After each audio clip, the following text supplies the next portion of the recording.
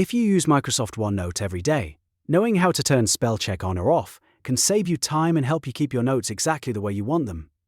Maybe you like seeing spelling suggestions as you type, or maybe you prefer a cleaner workspace without the red underlines. In this video, I'll show you how to quickly turn spell check on or off in Microsoft OneNote in just a few simple steps.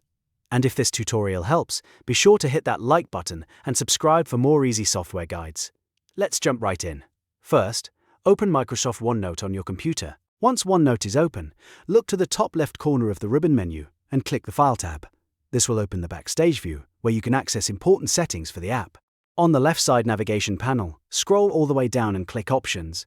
This opens the OneNote Options window, where you can control how the program behaves. In the pop-up window, find and select Proofing from the list of options. Proofing is where Microsoft keeps spelling and grammar-related settings, so this is the section you need for spell check controls. Now scroll down until you see the section labeled When Correcting Spelling in OneNote.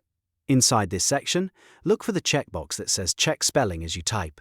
If the box is checked, spell check is turned on, and OneNote will underline words it thinks may be misspelled as you type.